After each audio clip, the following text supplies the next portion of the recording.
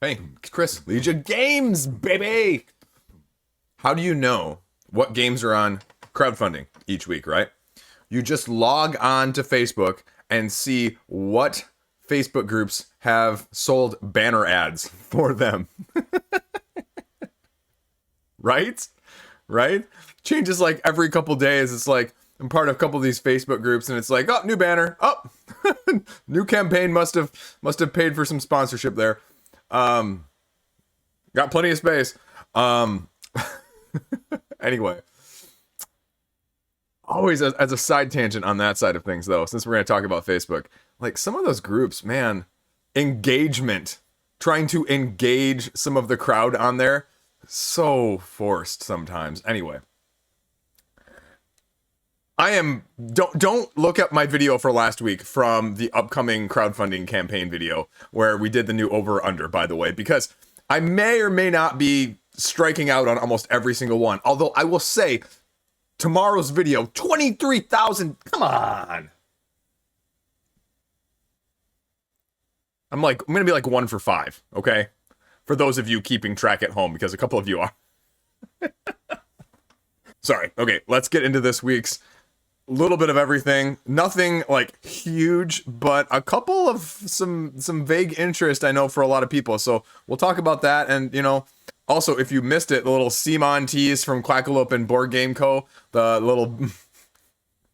I'm sorry, guys, but that is it's a little bit baity. The miniature, like, giving it, like, 16 different views. It's great, but it's a little baity. I just put out in advance, this was my secret project, in case you missed that video this week, I ranked all 49 CMON campaigns previously. I can't say games, even though I want to say games, because there were a couple in there that weren't games, but I ranked them all. Got a whole video series, was planning on like putting out one per week, but now I'm going to time it with their release and their announcement. So 1 this week, maybe 2 next week, and 2 the following week until we get to the top 10 finally. So check that out if you're interested. It's going to be, well, as I say in the video, completely objectively subjective. So there you go. Anyway, let's get on to this week. Let's do this. Rune throwing, adventure creating, D&D porting. Now we have Call to Adventure, which again, this is looking like I'm going to be another offer on this bet because I'm filming this on like Tuesday and it's already at 200 and I think I said it wouldn't be over 300. I think that was the over under on that one. Anyway, Brotherwise Games, the next iteration of Call to Adventure, which is adding more of a campaign. It's adding more, like I just said, an ability to take your character at the end of the game and port it into your favorite D&D 5th edition session. This is Epic Origins with just a D&D feel. I mean, they've gone with that thematically as this one, as opposed to some of the other adjacents that they've gone in the past of the fantasy series like Name of the Wind and Stormlight Archive, which if you have not read either of those series, you need to go and read them if you are a fan of anything within this genre of fantasy, because they are 2 of the best out there. One of them will finish before the other, and if you know what I'm talking about, it's probably the one that you're guessing, even though one has like 6 books left and one maybe only has 1. Anyway, I love Patrick Rothfuss. Anyway, so Call to Adventure, it's offering more of a good thing. And if you like that, this looks like just a better version of Call to Adventure. Classes, XP, leveling up your character, different paths that you can go on, day 1 bonus if you want. So, well, day 1 bonus. Well, you're probably too late at this point. Well, you are too late at this point. I don't know, probably. And it's $40. That's not a bad price. I guess the question is whether or not you feel the need for a magnetic class box and custom sleeves. Nope, I don't. Save me $20 just like that. Because I think there were some exclusives. Well, there you go. Here are the other ones that I just mentioned right there. That's awesome. Standalone, which is good and bad. I mean, depending on how you feel about standalones. And depending on how many exclusives, to go back up here with this, $40 is not a bad price point. It just really depends on how much the extra they're getting thrown in. Because, well, 1,100 of the, how many people? Let's check. Almost a third are going the non-deluxe. So that's interesting. That's more than you see usually. that is a bad sign for someone who's thinking I might be better off picking it up at retail when it's distributed in that ratio. How to play. Yep, you're calling your destiny. You're rolling these runes. Trait cards, challenges, and then you get to tell a story. Rulebook's all there. Learn to plays are all here. A bunch of cool stuff from big name people. And new class powers, new campaign. There's solo, double-sided adversaries. And there's the 5e conversion guide. So people who really like it, really like it. And I think the only problem was, I think the first time it came around, people didn't really think it was what it was. And so a lot of people got it, and then a lot of people flipped it or got rid of it because it just wasn't what they imagined it was in their head. Because, again, sometimes we don't always watch the videos or the rule books as clear for us we should on crowdfunding. We get caught up in the hype. Not saying that's happened to anyone here, but, you know, maybe been there once or twice. And here you go. Here's everything else. So what's the shipping, out of curiosity? Okay, shipping's fine. Whatever. And here's the stretch goals. Now, this is the interesting thing. Okay, so right now there's only one. There is one card. So I guess maybe I'm wrong. Maybe it won't be as worth it. But we'll see. That's going to be the big maker to break it. Because otherwise, the deluxes tend to resell better. But you've actually got, wow, a lot of people going in for everything deluxe. Okay. Including the folded space insert. $95 for this one game. That's dedication to this game. Now, is that worth it? I'm not quite sure that's worth it. I don't really know how much this $200 one would be worth it either, because I don't think that these games are going for more than $40 at retail. But, I mean, I guess if you can't get some of these other add-ons and you really want them, then yeah, you might be. So, all in all, it's not for me. I'd be happy to play it. But I don't think it'd be something I would want to buy right now, just with the way my collection has been evolving. So anyway, cool game, Call to Adventure, Epic Origins. Check it out if you're interested. Next up, 3 new Valeria Universe games, which this is the one I might win the bet on. So I'm not going to touch that any further. 3 new games. And as one of you guys said in the comment section, I wish, based on the name, you could tell a little bit more of what it's doing. And I mean, it's in the Valeria Card Kingdom universe, so it's got a good pedigree. This is by a well-managed company. Darksworn, the campaign game of the Valeria Card Kingdoms that I should have backed because I chickened out on the Pledge Manager, is by the same ilk, and it's in the process of being delivered, I believe, right now. But this is a little bit more expensive than I was thinking, especially because one of these is like a tower defense, one of them is a roll and write, and the other one I'm completely blanking on. Oh, trick taking. That's what it is. And so for $30 for a roll and write, that's pretty expensive. And again, unless you're going to give me like a considerable amount of exclusives, and they've got one new thing per level, essentially. 3 new cards in the dice one, in the roll and write. Again, punchboard tokens to wood tokens, and bag token upgrade, and then 10 new cards at 65,000. So with the way this is going, it's going to take a while to fulfill all those. Now, again, it's got 23 days, and it's going to slowly creep up as it's been creeping up since it launched.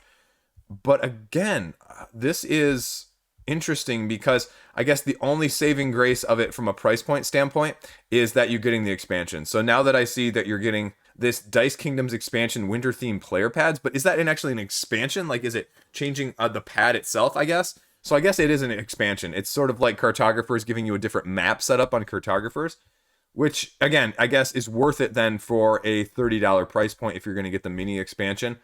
It just depends on how much it changes things. So, okay. I have no idea. I am not a huge deep into the roll and write, so I can't tell you what or how deep it is, but I think based on some of the information that I've looked at, it's a little bit deeper, it's a little bit heavier. This is a little bit of quotes on all of this, and they've actually done this very nicely. They've broken it all down into the games and then the quotes and everything that goes along with it. So, okay, again, this is cool. A campaign expansion, how it affects the next battle, but does it actually have meaningful change, I guess is the real question. I love the appeal of these games, but I just have never been able to get them played in actuality. And a tower defense game is cool. We don't have enough good tower defense games. We don't. And I would love to see a really well done tower defense game, even if it's just cards and tokens like that. Trick taking is very niche, even on the crowdfunding side of things. I love trick taking, but it doesn't hit the table easily, especially when you really need 3, if not 4 people total. So, man, that's cool art too. I liked all 3 of these, but the problem is without hands-on version, it's tough for me to say how much I would love it. So I'm probably going to have to check out some of these videos. I'll click the remind me just because I could see myself getting one of these. I don't think I'd get more than 2 though. 3 is a lot because I just am not super into all of these. If I was a little bit more tied into the Valeria, I might. And if I was a little tied into any one of these more mechanically, I might as well. But I think they could all be easily hit or miss for me. And if they've all got meaningful expansions with them, it's probably worth picking up value-wise. If the expansions aren't as value-derived, like, what does that campaign actually add? How different is this player pad? If they are significantly different, again, it's worth it. If it's not, then it's probably not when you throw in whatever the shipping is going to be right here, down at the bottom. Estimated. Okay, so they have it linked. So I'm not going to go to that. But that's essentially what it is. 3 new games in the Valeria universe. Check it out. Did anyone else see all this stuff and automatically go WTCG? Because what is going on? All of a sudden, out of nowhere, Grand Archive TCG and Nostalgix TCG are raising more money than most of the board games on Kickstarter right now.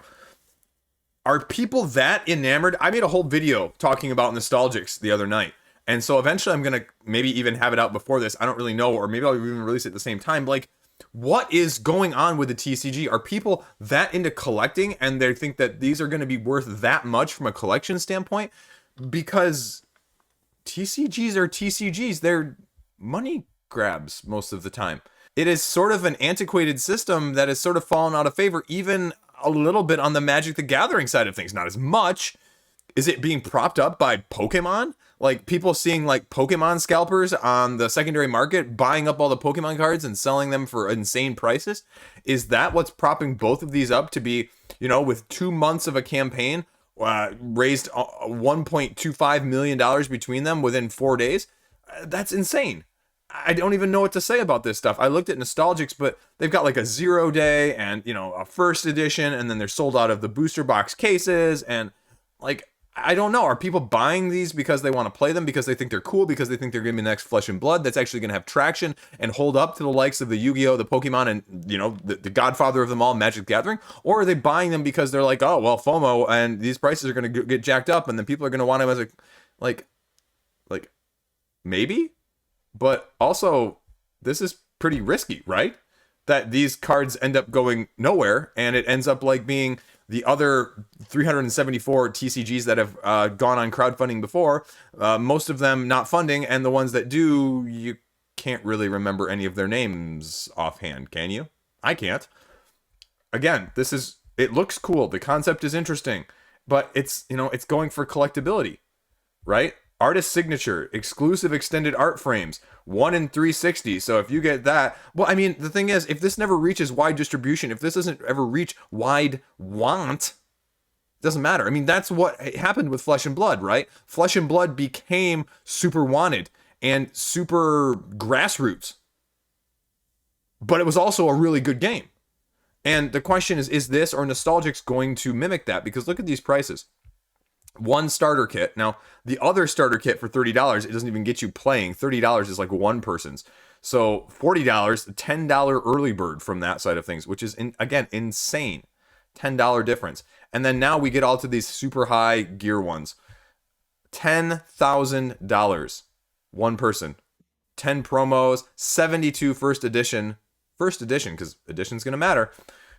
And then you get down to the slightly less. This is 25. So, interestingly enough, with Nostalgix, we'll go back and forth here, just for comparison's sake. I believe when I calculated it out for my other video, the average pledge was about $209 for this one. But that's because if you go down to these pledge levels, look at 10 people at $88.88. 7 people at $47.77. So they have 2 pledges even between what Grand Archive has. It's nice that they're going to give you population reports for the rarity cards. And, NFTs. NFTs. Oh my gosh. That is a whole nother text soapbox video from that side of things. I have no clue how to play, though. Look at this. Still don't know how to play. You're getting all the tiers. This has all the makings of flags to me because I haven't seen how you're playing. You haven't shown me why it's good. You haven't shown me any examples of how to play. You've got this little animation up here at the top that sort of says, hey, look, you defeat their champion before you do yours. Here are the 6 phases that you need to know. That scares the heck out of me. One quick start guide from the company. That scares me. As a person who wants to like a game like this and would love to get into a game like this, no. And same thing with Nostalgix. Again, $750,000.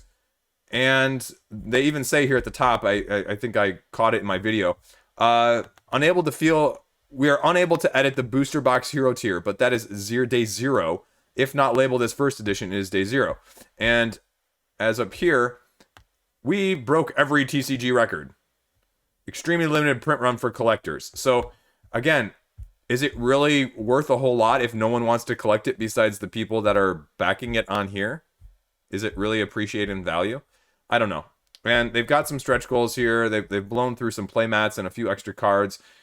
Learn to play, which is halfway decent on this side of things. A little bit more information and a little bit more tabletop simulator. But they've been doing this on like Patreon, like putting out cards for sample backers at like the $150 level. You'll get like 15 cards a month or 3 cards a month or something like that, something crazy.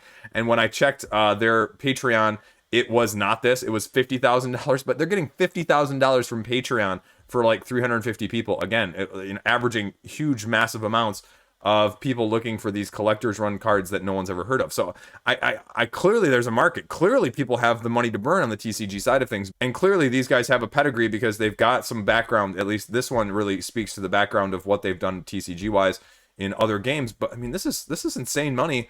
And I haven't really seen pledges like this and funding like this. Again, like they said, breaking records. I don't know what to make of it. Let me know what you think. But I wanted to include it because things be crazy right now. But I don't know. Do I count that one as my bet of anything making or breaking over $100,000? TCG is kind of not a board game, right? We'll debate it in the comment section for tomorrow's over-under. Now, we have a special entry here. I mentioned a couple weeks ago, this is my video from Thursday about my September and October roundup. This was Magic Sword Tactics, with the Japanese solo game, tower defense, magical deck builder that didn't fund, and I was super sad about it. And they relaunched, and look, they're funded! $167 of 87. Guess who is pledging 22 of those? Or, 3,700 yen. Me! I'm going to read through the rules and check it out. I haven't really actually checked it out too much, but I got a month to figure it out. And so if you're interested in this, check it out. I'm one of 7 people right now backing it. So it's cool. Check it out. You can get just the print and play too if you want. But $22 for the actual game with shipping is another, I don't know what they say, like $10. So $10 from Japan though, because they ship these directly from Japan to you. So that's pretty good.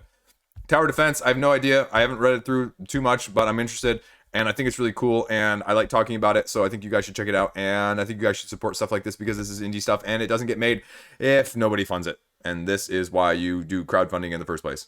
Period. Rant over. Next. Then we have Last Resort, which, again, was sort of a little bit under the radar right now. Brainwise Games. Again, it's got almost $6,400, but it's got a $47,000 pledge goal. It's got 94 backers already, which is fine.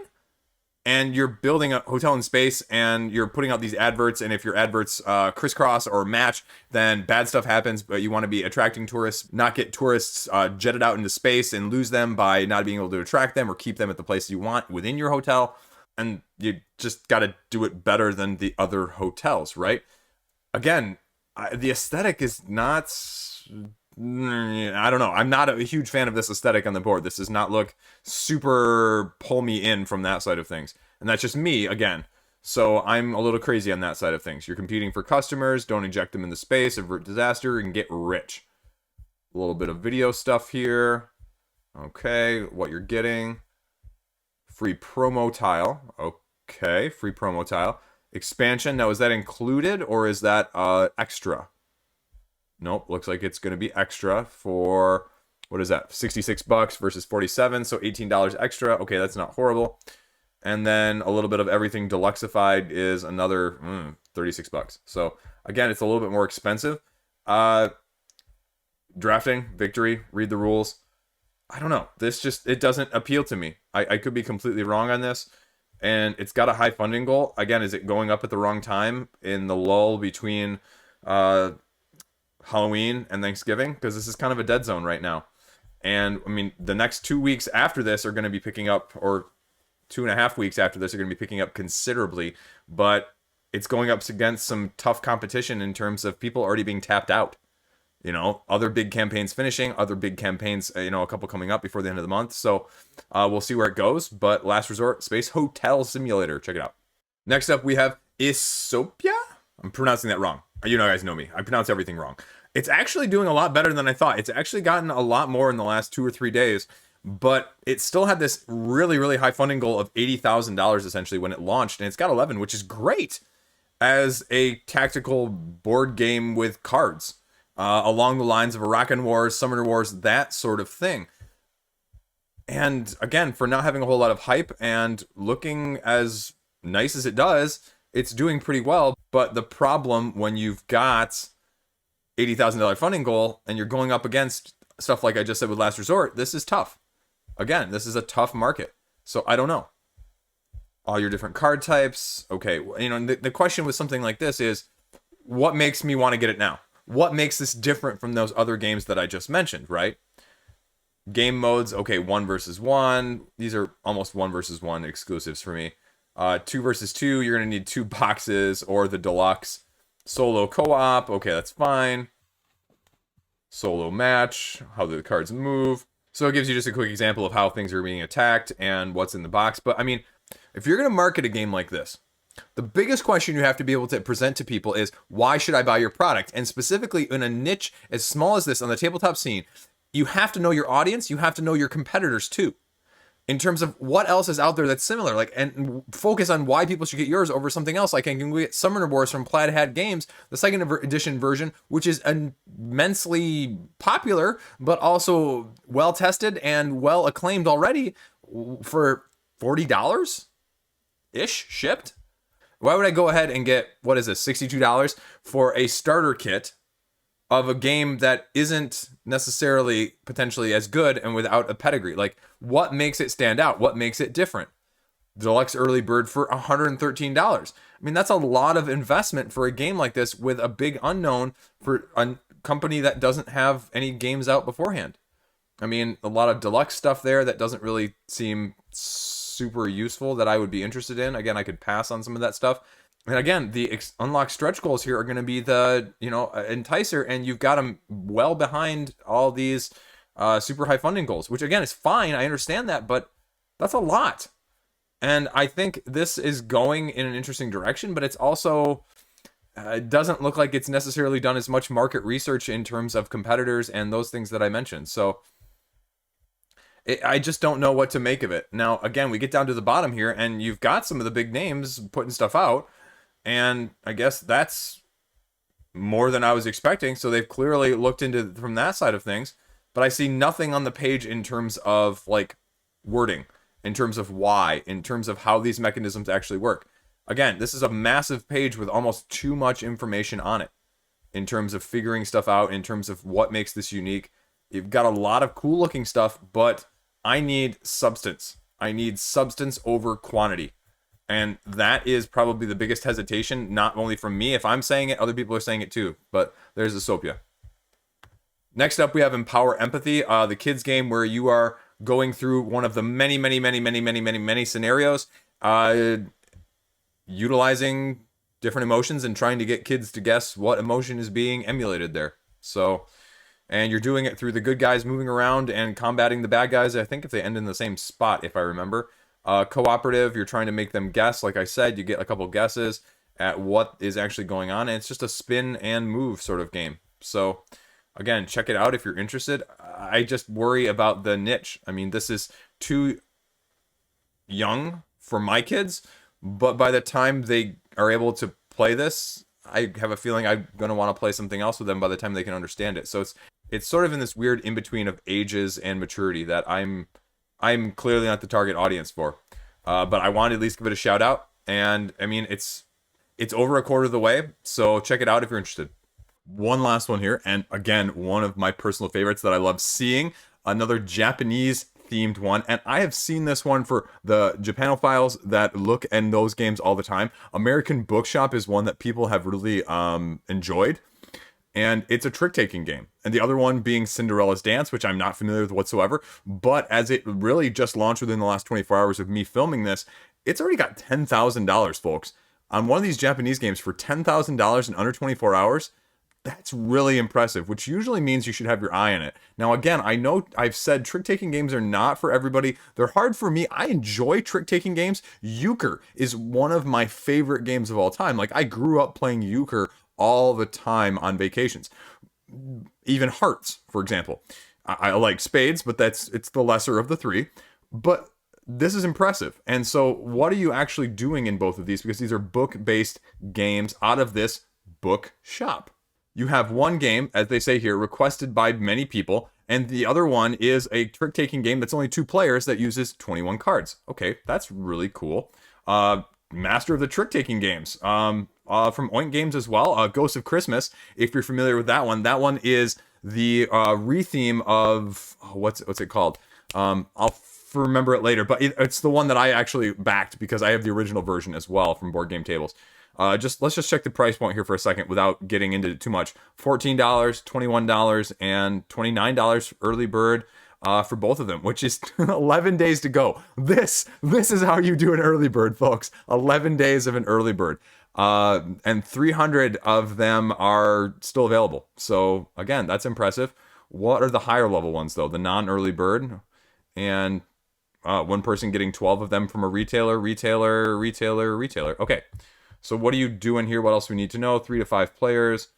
Okay. I like how they've got it. This is really well put together because they have the English and the Japanese here. And this one they say is a trick-taking or bust. This is really interesting. It says you can win the trick by playing, obviously, the highest card. There's no trump cards, though. But there are other ways to win, including adding up or getting the total up to or higher than the bust value, which then the last person that plays the card wins the trick as well.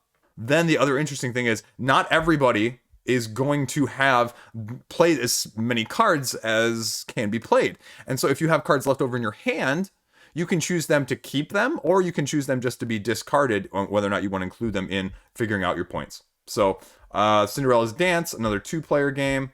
This is another very interesting concept as a 2-player game playing in 10 minutes. It's trick-taking, right? There's 1 through 21, and that's it. There's no suits, and you deal out 8 cards to each player, and you discard 5 from that just aren't used that game. And all you're doing is playing a card, and the higher card wins, right? Easy? No problem, right? But you can only play a card if it's within 3 higher than the card that's played. So as the example here, if you play a 5, the other person can only play a 6, 7, or 8, and they would win it. But if they can't, or they choose not to, then you win the trick. And whoever wins the most tricks out of that wins. That's it. And you're playing by rounds as well. So first one to play 3 rounds, so it's a little bit longer. Gosh darn it, I don't need to back anything else. But these are cool games, and these Japanese ones are hard to get. And I have found, if you are looking at these Japanese ones on Kickstarter, you are going to get it for a better price than if you tried to order it separately, or than if you tried to back it after the campaign or buy it after the campaign. Looking at you, Aqua Garden.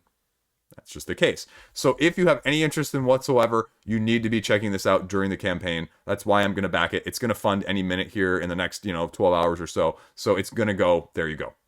Now let's go over to some of the campaign updates. So first up, Honey Buzz. 181,000, 6 days left. I'm guessing we have a bunch of unlocks here. Let's skip down to that part. Promo items here. We'll get to the juicy stuff here. Promo items, large and small order cards, foliage cards. So what else are we getting here? Just the deluxeifications, it looks like. So again, this was a big price point for a game that I think people either love or they're just not interested in. It's a lot of money. I talked about it last week in terms of the price, especially for the deluxe edition and the deluxe edition all in, that you can buy at the retail side of things and save like $20 right now. So definitely an interesting game, but definitely not for me. But I mean, it's doing really, really well for a smaller worker placement Euro-ish game. Monsterpocalypse. Monsterpocalypse is ending shortly after this video launches. I lost that bet. Okay, well over 1 million. It's going to reach 1.1. a little bit of everything. I mean, skirmish-ish. It reminds me of King of Tokyo, if King of Tokyo was more of a skirmish game.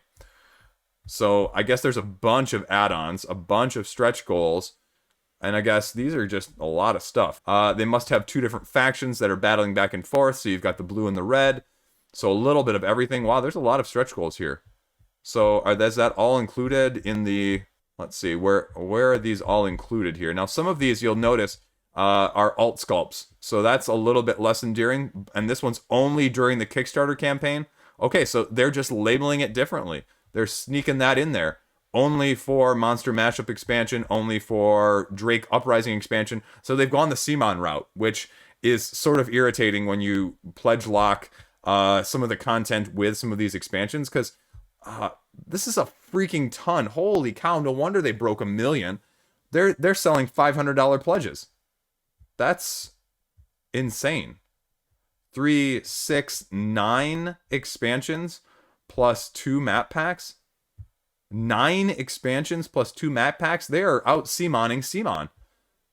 I am slightly impressed and slightly turned off at the same time. I don't know. I have no interest in this game from a skirmish battling monster side of things. For $500, I'd rather go with Mythic Battles and get both of the cores from that side of things. Plus a bunch of other stuff. Because I'm looking at these and I'm going, okay, well, that one looks like it has a lot of stuff. This one looks like it has miniatures of buildings. And I guess this one just has never appealed to me. I know some of you guys are, attracted to this. I don't know. I guess as someone who didn't look at this too much in advance, what is this bringing that's different from other skirmish one-on-one, essentially battling games that are out there? Because I guess I've just never found it. I mean, there are some cool sculpts in here, but again, I'm also not a fan of most of them. So this was an easy pass for me, but I thought I'd at least talk about it here briefly at the end. Next, because I can clearly pronounce it with no issues. I just had a cough that came out right at that time. This thing is killing it. If you would have asked me before the Kickstarter campaign of this, I'm not going to say it, and Resurgence, I would have bet more on Resurgence and less on this, but clearly people are really impressed by what this is bringing to the table, especially with a lower price point of $68, which again is lower than I would have thought going into the campaign.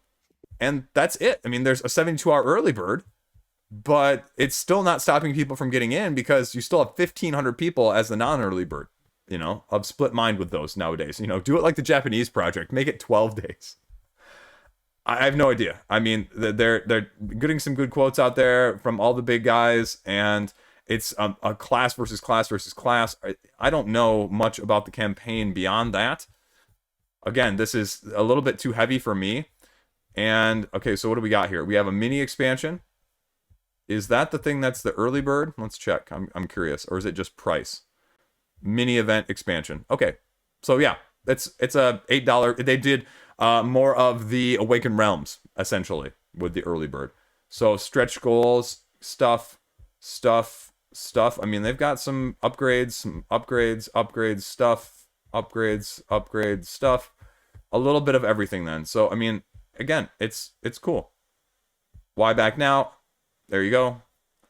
I don't know if there's much else to say from that side of things, but if you're interested, it looks like it's doing, again, way better than I would have ever predicted. This would have been a bet that I probably would have lost on the over-under. Speaking of the over-under, I'll talk about it in a second at the end of the video, but I am having a hard time coming up with a 1 or 2 extra over-unders because I want to do like 5 every week. So in the comment section, I'll reiterate at the end of the video, though. If you come up with any good ones, let me know. Because I've got like 3 right now. So anyway, it's killing it. There we go. Weather Machine also killing it, but I haven't really seen it as much. It's actually been less on the hotness or the popularity than the other one. I'm going to say the other one because I'm just going to avoid it. Otherwise, I'm going to get like two or three people every time in the comment section telling me how I pronounced it wrong. But this still has a month to go. Like, it's been out for 2 weeks and it's already got a month to go, which is a lot. And I know a lot of people backing this are getting in on the Lacerda games and the Eagle Griffin games that are offered at the previous prices or near the previous Kickstarter prices. I don't think there's a whole bunch of stretch goals. It's just the add-ons, right?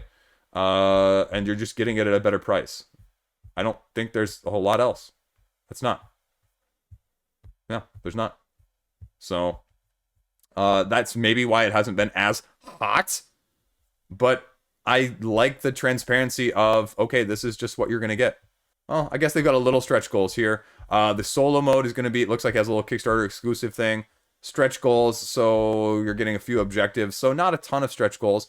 And, you know, they're really spaced out. So, I mean, and the last one is a upgrade token. So, again, I like the transparency with it, that you're not being FOMO'd. Now, there's a little bit, I guess I'd be wondering why so little. Like, why not have more, or why not just put those all in the first place? But I guess that's sort of the whole incentive for these down here, right? Because there are slightly some that cause people to want to get in on it now. So I understand it. I understand it both ways. Whatever. It is what it is. Weather Machine. Last up, Elder Scrolls. Again, 838,000 pounds. I'll be honest with you. I have to say, I haven't been keeping up with this. I have not been reading. I have not been keeping up with it from that side of things. As I said before, this thing has 16 days left. I will probably put out a should you back, what do you need to know about this video, probably in about a week, maybe 10 days from now. Because I think with all of the changes that have happened in like the first 2-ish plus weeks, there's been a lot. And they actually, one of the updates I saw recently was, we'll just pull up here for a second. If you're just coming back right here, what's changed since day one. So if you're interested, from the 17th, you should probably check out this update because of all of the changes that have been made. Added base game tier stretch goals, added the exclusive expansion. Now you're getting to see more miniatures. Now we made it clear about what's out there, which is great that they're so interactive. It's also interesting that some of this stuff wasn't thought out in the first place. So I have mixed feelings about that. Okay, got some big comments here. Whoa! Anyway, but I would say check out this update. It's going to give you the nitty-gritty, but I will definitely be having a very thorough video of this. It's not going to be like a skim. It's not going to be like a 5-minute, 7-minute, 8-minute video that was done at the beginning of the campaign, because that's what most of them are that are out, I think, at least on Board Game Geek, of, you know, maybe 20 minutes, but it's all like, I got to get the clicks. I am giving you the non-hotness. I'm going to give you it in the last week of the campaign, so it is as complete as possible with this one. But again, I mean, it's hitting a bunch of stretch goals, I believe. Let's check this out really quickly. Tombs Overflow and all of this stuff, which I think some of this stuff is for, isn't it for the other Call to Arms? Like, is all of this Call to Arms? I don't know. Some of this, I think the Dawn Guard stuff and the Skyrim stuff is for some of these said expansions. Let's look at this really quick. Let's see what it actually is, so I can actually tell you with a little bit more certainty. I find it weird that you're unlocking tabletop simulator chapters as well as stretch goals. I mean, I understand.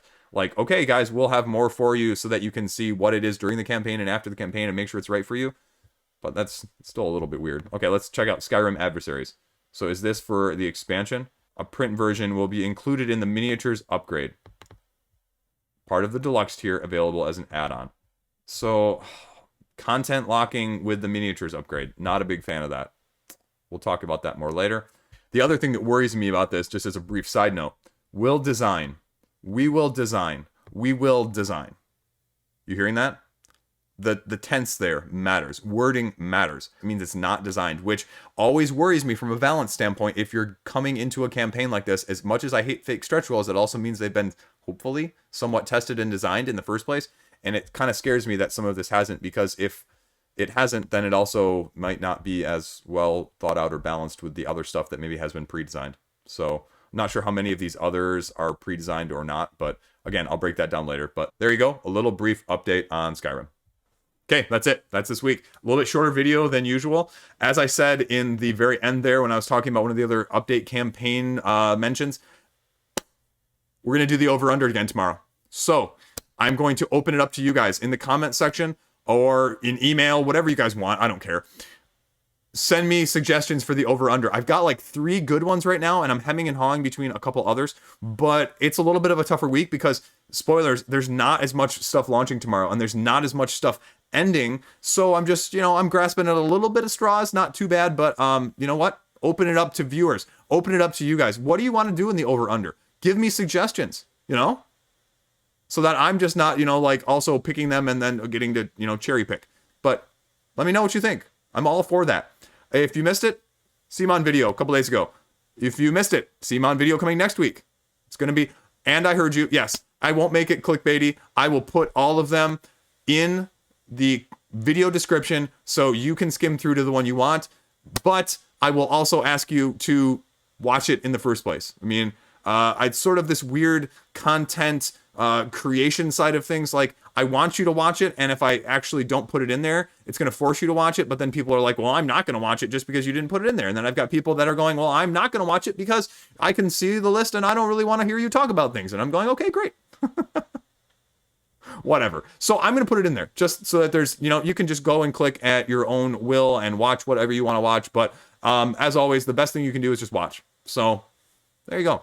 And, we're starting to get the meat of things. And that's why I made that first video a little longer, because there's a lot of stuff that people are going to be less interested in. I wanted to group it together. Also, I just talked about them less. So as we get to the higher numbers, as we get to the more higher profile ones, there will be more conversation. And just so you know, full spoilers, I'll put this at the beginning of the next video. This is all done. Like, I am not changing it based off of people's reactions. The whole thing is filmed already. I filmed it all like a week and a half ago. And I'm just finishing the editing in portions. And I've got it probably 2/3 of the way, maybe halfway edited somewhere in there. And so it's all set. I mean, I'm not changing the order now. So there you go. That's all I got. Something else coming out this weekend too.